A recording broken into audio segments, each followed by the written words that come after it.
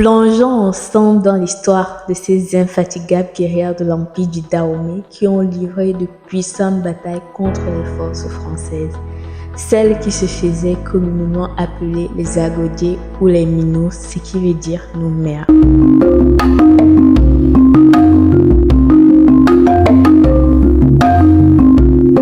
Hello, bienvenue à toi dans ce nouvel épisode d'Héroïne africaine, une femme, un combat. Ici, nous retraçons le parcours emblématique de ces femmes africaines qui ont tout donné pour mener leur pays vers l'indépendance, ou encore celles qui ont vraiment marqué la lutte anticoloniale dans les années antérieures et surtout la femme dans la diversité de ces combats.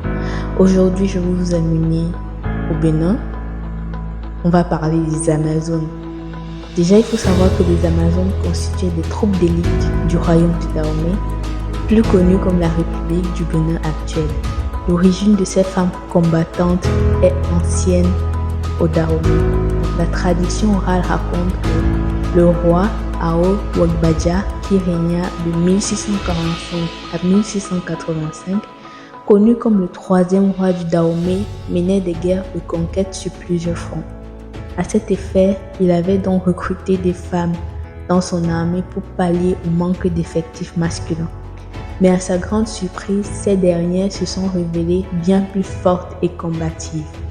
Donc de 1708 à 1711, nous avons la reine Tassi Ambé qui régnera elle aussi sur l'Empire après la mort de son frère, le nommé Akaba. Et elle savait être la vraie créatrice du corps des Agodies. L'histoire révèle qu'elle se constitua une garde rapprochée, 100% féminine, et parfois elle allait elle-même à la guerre. Son règne ne durera pas longtemps.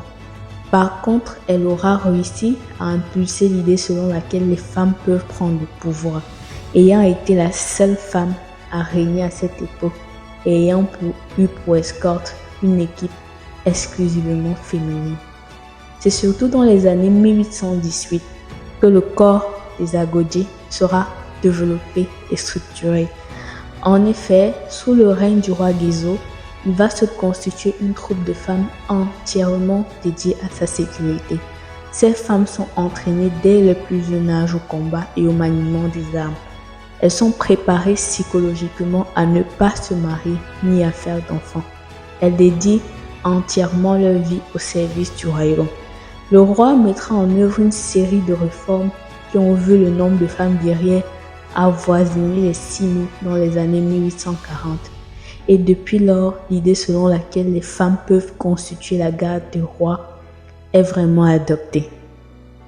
En 1892, les troupes françaises vont tenter de s'invaser dans le pays, mais ils vont faire face à une garde robuste qui était constituée de femmes sur les portes d'Abomey. Les femmes étaient armées de couteaux, de lances et d'une sélection d'armes à feu. Mais leur arme la plus redoutable était l'épée, sous forme de machette d'1 mètre de long. Ce combat restera à jamais gravé dans les mémoires de ces colons français, à tel point qu'ils vont surnommer les Amazones, en référence aux guerrières de la mythologie grecque, ce qui les a valu une réputation aussi redoutable aujourd'hui. Le célèbre film The Woman King, qui est sorti en 2022, coproduit par la célèbre actrice Viola Davis, reviendra sur l'inspirante histoire de ces mythiques femmes soldats.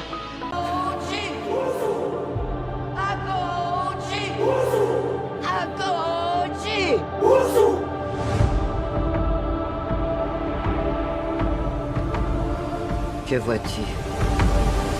Ils sont beaucoup plus nombreux que nous. Ce film sera un grand succès et il suscitera des émotions fortes dans le monde entier. Ces femmes amazones étaient connues pour être extrêmement talentueuses, courageuses, combatives, ne reculant devant aucun obstacle, ni l'ennemi, ni la mort.